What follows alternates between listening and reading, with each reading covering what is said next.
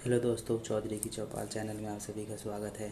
जैसा कि हम सभी आज देख रहे हैं, किसान चारों तरफ अपना प्रदर्शन कर रहे हैं और उन्होंने अपनी बहुत सारी मांगे रखी हैं जिनके साथ वो डटे हुए हैं और उस वजह से उन्होंने हर तरफ जाम कर दिया है, जिसमें सड़क बाधित होने की वजह से आने जाने वालों को काफ़ी परेशानी हो रही है। इनमें से कानून के दायरे में अगर देखा जाए तो शांतिपूर्ण धरना प्रदर्शन का संवैधानिक अधिकार सबको मिला हुआ है, लेकिन इसमें ये भी ध्यान रखने लायक है कि इसमें दूसरे का अधिकार प्रभावित नहीं होने चाहिए। ये बिल्कुल एक चेक और बैलेंस का मामला होता है। धरना प्रदर्शन का अधिकार मौलिक अधिकार तो है, लेकिन साथ ही सरकार उस पर वाजिब रोक भी लगा सकती है। तो इस मुद्दे पे हम कुछ सवाल और उनके जवाब इस वीडियो में जानने की कोशिश करेंगे। पहला सवाल है, आखिर आम नागरिक को अभिव्यक्ति की आज़ादी के दायरे में क्या अधिकार मिला हुआ है? तो इसके आधार पर प्रत्येक नागरिक को गरिमा के साथ जीने का अधिकार मिला हुआ है, जिसे कोई छीन नहीं सकता। विचार अभिव्यक्ति के तहत धरना प्रदर्शन का अधिकार भी मिला हुआ है, लेकिन ये पूर्ण अधिकार नहीं होता है। इसके तहत कोई भी शख्स कानून के दायरे में धरना प्रदर्शन या फिर भाषण आदि दे सकता है।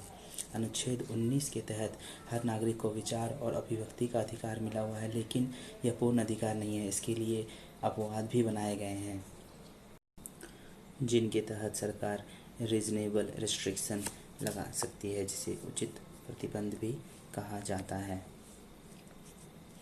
अगला सवाल है, धरना प्रदर्शन के अधिकार को कब सीमित किया जा सकता है? धरना प्रदर्शन का अधिकार मौलिक अधिकार के तहत निहित होता है। अगर जैसे ही दूसरे का अधिकार प्रभावित होने लगे, आपका अधिकार सीमित हो जाता है, लेकिन इस दौरान कोई कानून को अपने हाथ में नहीं ले सकता। मसलन अगर कोई रास्ता रोकता है तो दूसरे का अधिकार प्रभावित होता है। अगर कोई आगजनी या हिंसा करता है तो हरकत गैर कानूनी है, ऐसे शख्स पर कानूनी कार्रवाई हो सकती है। धरना प्रदर्शन मौलिक अधिकार है, लेकिन सरकार वाजिब रोक लगा। अगला सवाल है, धरना प्रदर्शन की आड़ में पब्लिक रोड जाम नहीं किया जा सकता। इस पर सुप्रीम कोर्ट का क्या सवाल है? तो इसमें सुप्रीम कोर्ट ने साफ साफ कहा है कि पब्लिक रोड को कब्जा कर प्रदर्शन को स्वीकार नहीं किया जा सकता और प्रशासन की ड्यूटी है कि ऐसी जगहों को खाली कराया जाए। इस तरह से प्रदर्शन के लिए तो ऐसी परिस्थिति में प्रशासन तुरंत एक्शन ले सकती है और कोर्ट का इंतज़ार ना करने की भी बात सुप्रीम कोर्ट ने कही है। शांतिपूर्ण प्रदर्शन का अधिकार लोगों के पास है, लेकिन अनिश्चित काल के लिए पब्लिक सड़क को कब्जा कर प्रदर्शन की इजाज़त नहीं दे सकती।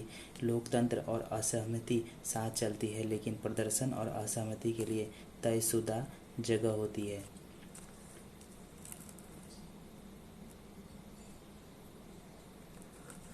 प्रदर्शनकारी जहां तहां सड़क ब्लॉक कर प्रदर्शन करें, ये स्वीकार नहीं किया जा सकता।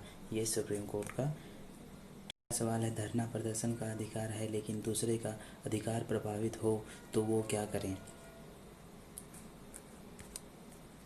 तो विचार अभिव्यक्ति का अधिकार होता है। इसके तहत कोई भी नागरिक अपनी आवाज़ उठाने के लिए धरना प्रदर्शन कर सकता है, लेकिन यह धरना प्रदर्शन कानून के तहत ही होना चाहिए।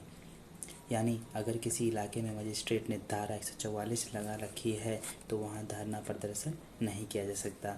अगर कोई इसका उल्लंघन करता है तो पुलिस उस पर कार्रवाई कर सकती है। साथ ही सरकार द्वारा तय इलाके में धरना और प्रदर्शन हो सकता है।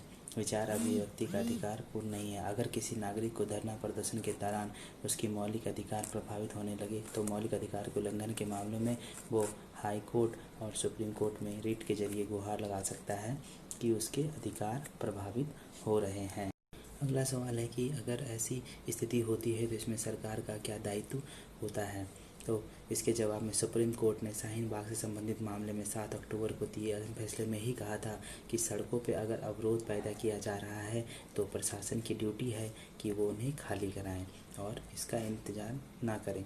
प्रशासन अपना काम करें और अवरोध को हटाएं। इसके लिए कोर्ट के आदेश का इंतजार ना करें।